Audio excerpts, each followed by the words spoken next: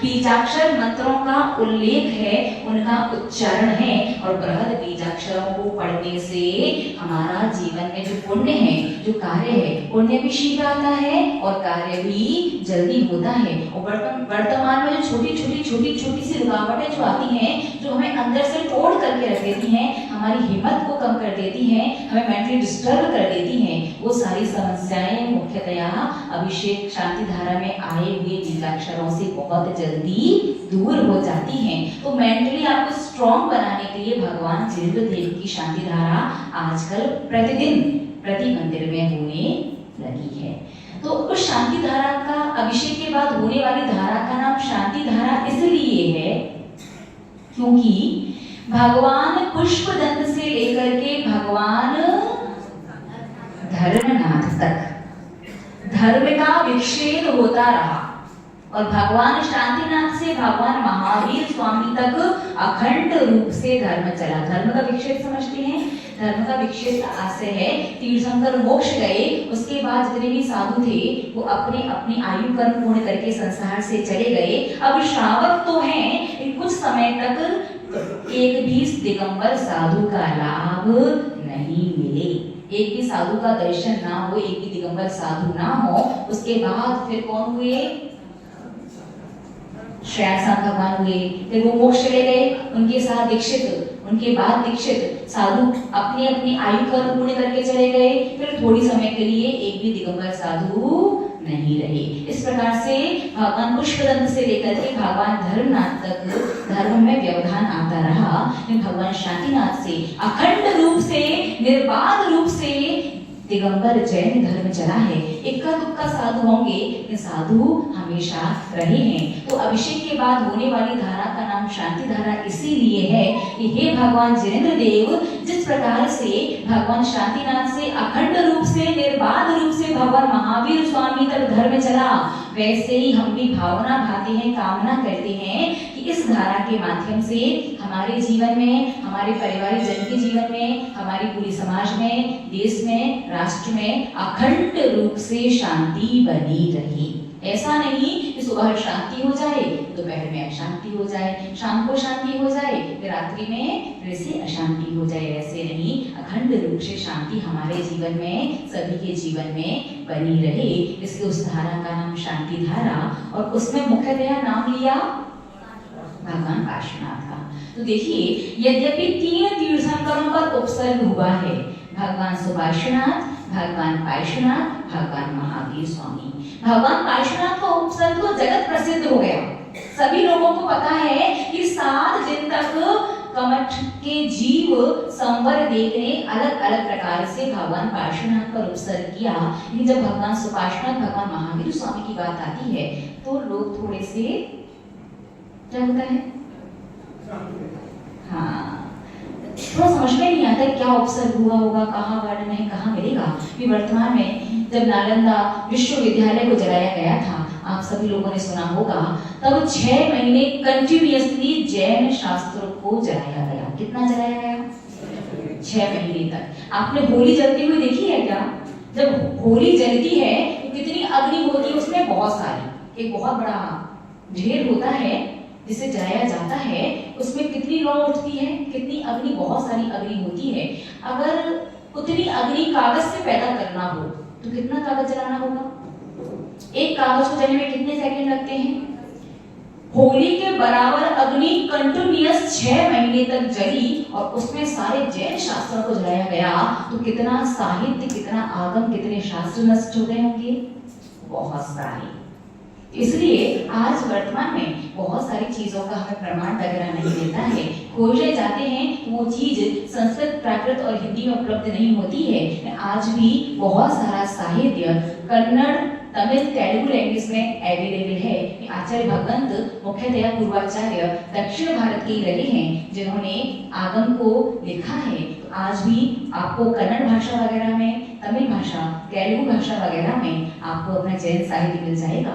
तो एक तो जगह हमारे पढ़ने में आया है कि भगवान सुपार्श्वनाथ और भगवान महावीर स्वामी पर बहुत सामान्य सा बस 1 रात्रि पर्यंत का उपसर्ग हुआ। कितना उपसर्ग हुआ?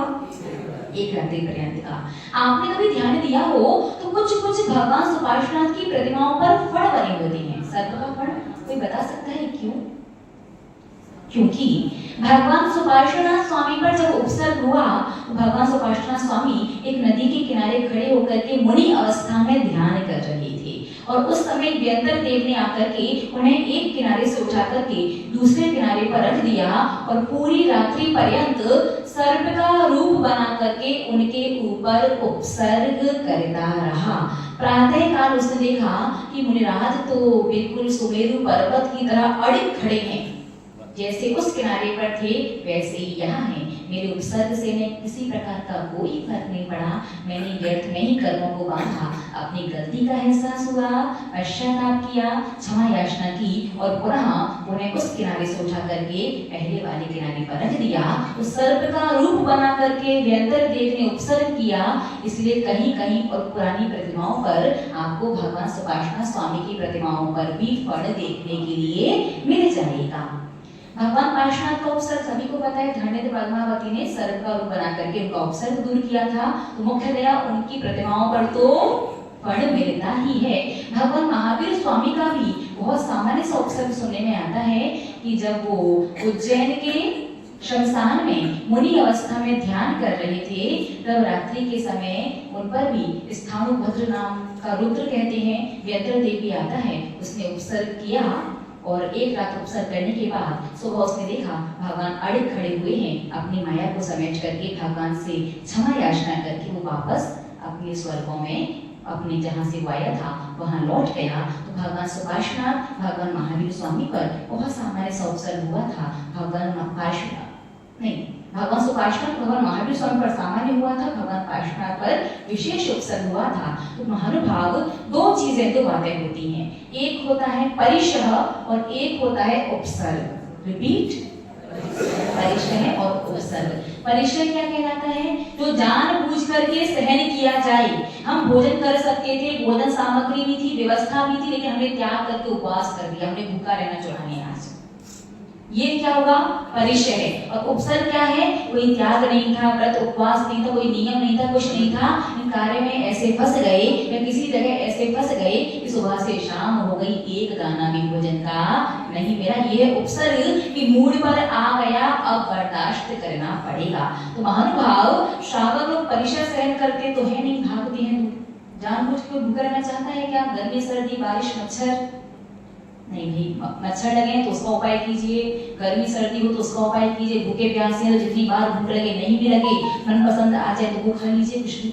तो परिशह तो बहुत कम सहन करता है श्रावक, लेकिन श्रावक के जीवन में उपसर्ग कर्मोदय से आ सकते हैं। कर्मोदय से कैसी भी परिस्थिति जीवन में बन सकती है, अब मूड पर परिस्थिति आएगी तो सहन तो करना ही पड़ेगी आपको परिस्थिति।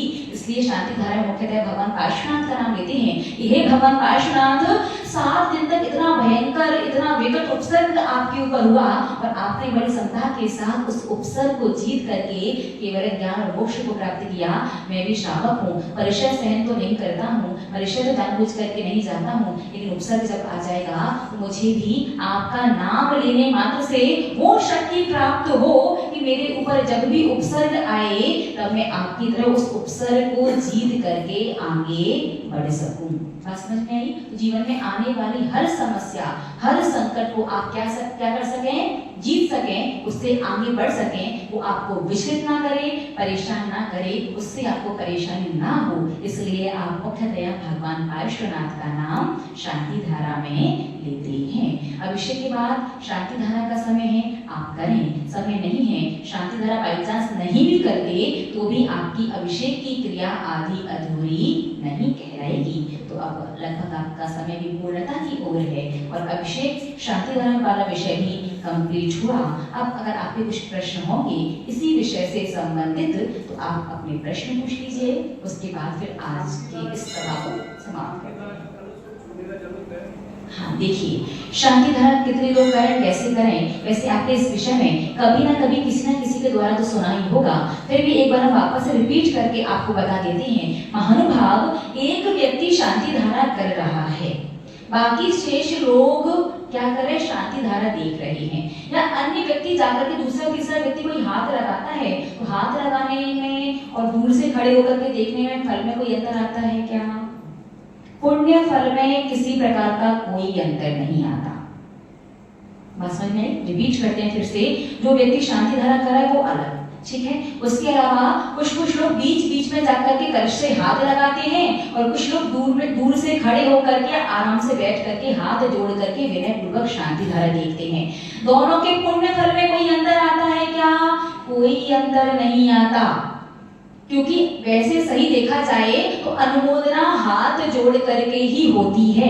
जैसे जब आपने शुद्धि के सोले के वस्त्र नहीं पहन रखे, किन्हीं साधु का आहार चल रहा है, आप आहार देखने जाते हैं तो क्या करते हैं? अपने हाथ से ऐसे कहते हैं क्या, सब्जी चला दो मेरी तरफ से, फल दे दीजिए, ग्लास दे दीजिए, ऐसे नहीं करते ना। क्या करते हैं? हाथ जोड़ के, भाई एक ग्लास मेरी तरफ से भी चला देना, हाथ जोड़ के अनुमोदना करते हैं ना। ठीक ऐसे ही शांति धारा जब चल रही हो, हाथ जोड़ के अनुमोदना करनी चाहिए। फिर भी आपका मन करे नहीं मुझे कलश में ही हाथ लगाना है, तो कुछ बातों का ध्यान रखना होगा। अगर उन बातों का ध्यान नहीं रखोगे तो पुण्य में भी कटौती होगी और गलती हुई तो पाप का बंध होगा सो अलग। अगर हाथ लगाने जाओ तो कुछ बातों का ध्यान नहीं रखा तो पाप में भी कटौती होगी, और अगर गलती हुई तो पाप कर्म का बंध होगा सो अलग बात है। किन बातों का ध्यान रखो? सबसे पहली बात, जो व्यक्ति शांति धारा कर रहा है पहले उसके परमिशन लो, बीच में मत पूछने लग जाना। जब वो जा रहा है करने तभी उससे पूछ लो कि भैया आप शांति धारा करोगे? यदि हमारा मन हुआ तो कुछ सेकंड की थोड़ी देर की आपके कलश में हाथ लगा लें क्या? पहले उससे पूछो, क्योंकि कभी कभी किसी का हाथ लगाना किसी के संप्रेषता का विकल्प का कारण भी बन सकता है। देखो भगवान बहुत ऊपर है या किसी का हाथ कांप रहा है, शरीर में शक्ति नहीं है, उसे आवश्यकता है, तो आप कलश पकड़ लें, हाथ लगा लें, उसके हाथ को सपोर्ट करें, ये अलग बात है, ठीक है। उसे किसी प्रकार की कोई आवश्यकता नहीं है ना, फिर भी जाकर के बीच में हाथ लगा ले, पहली बात आपको उससे पूछना चाहिए कि आपके हाथ लगाने से उसे धक्का लगा या उसे विकल्प हुआ, उसके विकल्प का पाप उसके पास तो बस 16% रहेगा, बाकी 84% पाप आपके खाते में आएगा। इस बात का विशेष ध्यान रखना। तो पहले उससे पूछ लो हम हाथ लगाएं, पहली बात। दूसरी बात, जब भी हाथ लगाओ तो हाथ जहां से शांति धारा हो रही है उसी साइड जाकर के हाथ लगाना। शांति धारा एक तरफ से हो रही है और आप दूसरी तरफ से भगवान के आगे से हाथ लगाओगे, भगवान पर आवरण करने का दोष लगेगा। दूसरों की शांति धारा में व्यवधान डालने का, अंतराय कर्म और असाता वेदने कर्म का बंद होगा। तो उसी साइड से हाथ लगाना जिस साइड से धारा हो रही है। तीसरी बात, इतनी जल्दी, इतनी हड़बड़ी में और इतने जोर से हाथ मत लगाना कि चोटी भगवान के सिर से टकरा जाए या धारा बीच में टूट जाए। दोनों ही कार्य होने पर आपको थोड़े से पाप का बंध जरूर होगा। तो ये कुछ बातें हैं जिनका ध्यान रख करके आप हाथ लगा सकते हैं, और इतनी बातें संभव नहीं है। और आपका मन अगर मान जाए कि कभी कभी होता है मन नहीं मानता, मन कहता है हाथ लगेगा तभी लगेगा पुण्य आया है, जबकि ऐसा है नहीं। मन ना माने, लगाना ही पड़े। इन 3-4 बातों का ध्यान रख करके हाथ लगाएं शांति धारा के कलश में। अन्यथा बैठ करके या खड़े होकर के हाथ जोड़ करके देखने से भी आपको संपूर्ण शांति धारा का पुण्य फल प्राप्त होता है, ठीक है। चार तरफ से 4 लोग एक ही कलश को खड़ा होकर कर रहे हैं। 4 तरफ से 4 लोग एक ही कलश को? नहीं, 4 नहीं, एक करे शांति धारा, चाहे एक से ज्यादा करे, जितने लोग करे उतने कलश होते होंगे ना। हाँ, शांति धारा चाहे कितने भी लोग करें, शांति धारा के उतने ही कलश होने चाहिए। एक कलश में 4 लोग 4 दिशा से हाथ लगा रहे, प्रतिमा एक रहती है, 4 कर सकते हैं कि धारा ना टूटे, एक दूसरे को डिस्टर्ब ना हो। एक प्रतिमा पर 4 शांति धारा हो जाती है व्यवस्था। देखो 2 तो कोई भी समय हो, 2 तो हमने देखा है, 2 की व्यवस्था हो सकती है, एक इस तरफ से एक उस तरफ से। लेकिन 4 लोग करेंगे, 4 की चोटी प्रतिमा का छोटा सा मुश्किल होता है। हाँ, सही तो यही है, क्योंकि अगर किसी की भी धारा, देखिए सही ये है कि इतना होना चाहिए कि सभी की धारा मस्तक पर पहुंचे, किसी का कलश की चोटी आपस में ना टकराए और एक दूसरे को धक्का वक्का ना लगे, शब्दरिश्ता ना हो। तो व्यवस्था के हिसाब से देखो, चाहे किसी भी हिसाब से देखो, जितना हमें समझ में आ रहा है, उन 7 इंच की 9 इंच की प्रतिमा पर 2 ही लोग ठीक से व्यवस्थित कर सकते हैं। 4 लोगों में अव्यवस्था तो होगी। तो आप लोगों के यहाँ तो इतने सारे भगवान है, लगाओ सबके लिए पांडुशिला और करो बढ़िया। एक एक पर 2-2 लोगों को खड़ा करके शांति धारा, एक पर ही 4 लोग क्यों जाते? भगवान कम विराजमान करते हो क्या आप लोग? उस जगह पे जहाँ की चर्चा हो रही है वहाँ पे 3 ही है और भगवान है नहीं वहाँ पे 3 है। अच्छा, तो वहां जब हम 2 बार गए हैं, एक ही बार गए हैं, 2 बार गए हैं, तो वहां तो एक की 2 ही लोगों ने की थी ना, 3 पार्टिशन थी, हमारे सामने 2 ही लोग थे होंगी। लेकिन भाई सही तो यही है, आपस में टोंटियां टकरा रही हैं या धारा टूट रही है या धारा प्रॉपर मस्तक पर नहीं जा रही है, तो पुण्य फल में कटौती होगी, वो तो बात की बात है। पुण्य थोड़ा 19-20 आए तो चल भी जाए, लेकिन परिवार में शांति उतनी ही होगी जितनी कम आवाज आपकी आपस में कलशों के टकराने से आई। झाड़ी की टोटी आपस में टकरा रही है, शिव जी से टकरा रही है, तो उस परिवार में कलह वाले कर्म का उदय चलता है। अगर ऐसी शेप में भी है तो भी 4 की 6 के, तो ये सोचिए जाएगा कैसे वो 5-7 इंच 9 इंच की पर। ओम नमो अग्निहोत्राणम, ठीक है, बस इतना समझो कि धारा मस्तक पर जाए सबकी, कलश की चोटी आपस में ना टकराए, एक करो चाहे 36 करो, ये आपकी मंदिर की व्यवस्था है। इन 2 बातें ध्यान रखना। कौन कौन सी बातें? पहली तो सबकी धारा श्री जी के मस्तक पर ही जाए, और दूसरी आपस में उनकी टोटियां वगैरह टकराए ना, आपस में लोगों को खड़े होने में एक दूसरे से संक्लेश ना हो, एक दूसरे से टच होकर के शांति धारा करते समय खड़ा नहीं होना चाहिए। सबके शरीर की अलग अलग परमाणु है, अलग अलग ऊर्जा है, और अलग अलग ऊर्जा टकराएगी तो एक अलग ही ऊर्जा, अलग ही ऑरा क्रिएट होता है। तो शांति धारा करते समय एक दूसरे का स्पर्श नहीं हो, इन बातों का ध्यान रख करके जैसी व्यवस्था बैठे वैसा अभिषेक कर सकते हैं।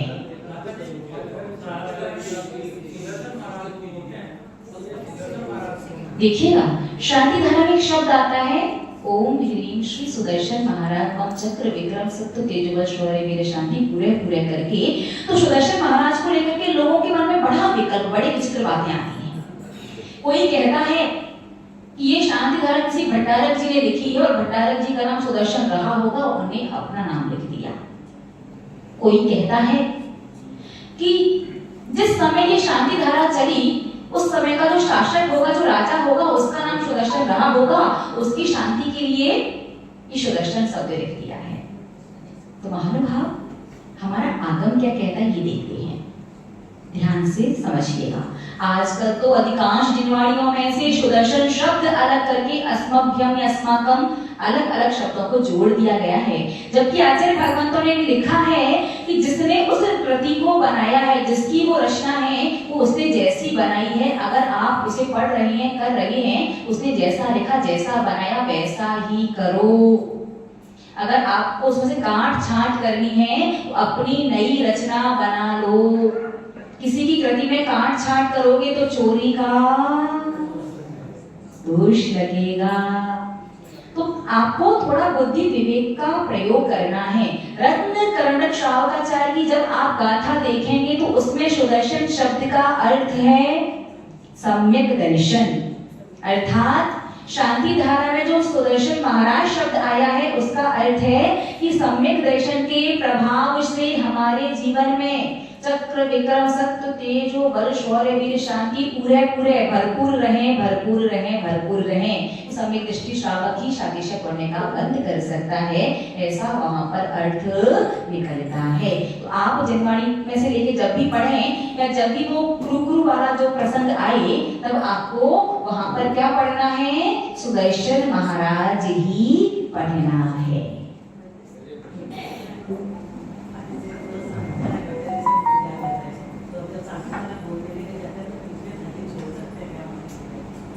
सही तो यही है कि जहां जहाँ पूजन वगैरह वैसे तो शुरू नहीं करनी चाहिए, फिर भी उतना समय नहीं रहता है, आप पूजन बीच में शुरू कर देते हैं, तो आप अपने स्थान पर खड़े होकर के ही शांति धारा पढ़ें या देखें। लेकिन यदि मंदिर में कोई व्यक्ति पढ़ने वाला नहीं है और आप इतनी दूर हैं कि वहां से आगे तक आवाज वगैरह नहीं आ सकती, तो भैया हाथ जोड़ करके आगे आ जाओ, पढ़ लो, फिर पुनः अपने स्थान पर जाकर के कायोत्सर्ग करके फिर अपने पूजन आगे शुरू करो। ठीक है, लोग करते, आप करते क्या? कब विकल्प कर रहे, दुनिया को क्यों सुधारना है? वो आते हैं अपन अर्घ और पूजन के प्रसंग पर आएंगे, फिर इसे समझेंगे। हाँ, आपने अभिषेक पाठ नहीं पढ़ा क्या? अभिषेक पाठ आप उठा करके पढ़ेंगे तो पहले एक कलश से अभिषेक कीजिए, फिर चार कुंभ कलश स्थापित किए जाते हैं, उनका अलग से पूरा छंद, अलग से पूरा मंत्र लिखा हुआ है। माघनंदी आचार्य ने लिखा है, सोमदेव आचार्य ने लिखा है, पूज्यपाल आचार्य ने लिखा है, बहुत सारे आचार्य के प्रमाण हैं 4 कलश अभिषेक के। ठीक है, ऑनलाइन शांति धारा क्या पूछे हैं? ओम नमो हरिहंता नहीं, मामा से गाने मामा बेहतर वाली बात है।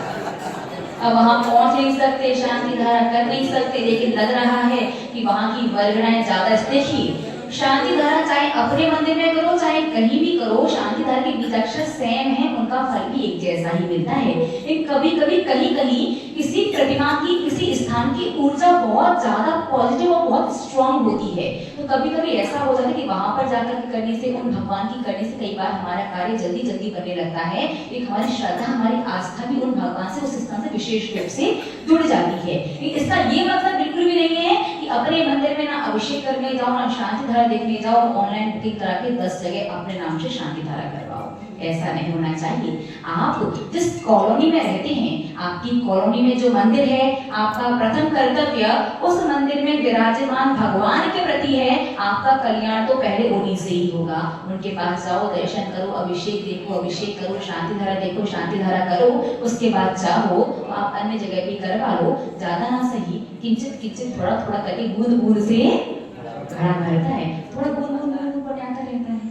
बाकी ये सिस्टम तो ये पंचम काल की परिस्थिति है, जितने लोग, जितनी टेक्नोलॉजी, जितनी सुविधा, उस हिसाब से नई नई चीजें बना दी गई हैं। बाकी सही पूछें तो जो अभिषेक शांति धारा मंदिर में जाकर के देखने से जो पुण्य, जो भाव विशुद्धि बढ़ती है, वो ऑनलाइन से नहीं होता है। आप लोग ध्यान रखना, अभिषेक शांति धारा वगैरह, दर्शन वगैरह सब मंदिर में ही जाकर के करना चाहिए। ये टीवी मोबाइल पर जो आप लोग लाइव अभिषेक देखना, लाइव शांति धारा देखना, इससे तो बहुत ना के बराबर पुण्य फल की प्राप्ति होती है। सामान्य पुण्य, वो वाला पुण्य नहीं मिलेगा जो साक्षात प्रत्यक्ष देखने से मिलता है, ना ही उस प्रकार के कर्मों की निर्जरा होगी जो प्रत्यक्ष देखने से होती है। और भी मोबाइल में स्वाध्याय करने से किस प्रकार का कर्म फल मिलता है, किस प्रकार के कर्म की निर्जरा होती है, और पुस्तक से स्वाध्याय का क्या फल है, क्या महत्व है, इन सब पर भी चर्चा करनी है। आरती का तो विशेष विषय है, और अब तो लोगों का पेशेंस भी जवाब देने लगा है कि 2 दिन कहा, 2 दिन से ज्यादा हो गया, जल्दी से बताइए। आरती के विषय को भी समझना है, अर्घ पूजन, इस सब के विषय को भी, द्रव्य के विषय को भी समझना है। तो हम धीरे धीरे क्रम से चलते हैं। कई बार क्या होता है कि शांति, कई आदमी आता है और हम लोग पूजा में रहते हैं, वो जो शांति धारा देखते हैं, देखो नहीं, पूजन के बीच में अगर आप पूजन कर रहे हैं तो बीच में जाकर के छोड़ करके पूजन में कलश नहीं दिखाई जाती है। जो व्यक्ति पूजा नहीं कर रहा है, वो आपका तो व्यवस्था इतनी बढ़िया है, सुबह 5 बजे से लेकर 10 बजे तक कभी भी आ जाओ, भगवान ऑल टाइम वो बिल्कुल बैठे हुए, आओ डालो, देखो, लो, और तो बहुत अच्छी व्यवस्था आप लोगों ने तो बना रखी है भाई, सब लोगों को ध्यान में रख करके। लेकिन अगर आप पूजन कर रहे हैं, अकेले पुजारी हैं, पूजन के बीच में छोड़ करके अभिषेक करने नहीं जाना चाहिए। कोई भी आकर के पहली बात तो आने वाले को कहना ही नहीं चाहिए। फिर भी कोई कह भी रहा है तो भैया वो खुद पहन करके आ जाए। आप पूजन के बीच में स्पष्ट मना कर सकते हैं, आपको कोई दोष नहीं है। ठीक है, जय परम श्रद्धेय परम पूजनीय मम शिक्षक गुरु गणिया श्री स्वामी नंदिनी माता।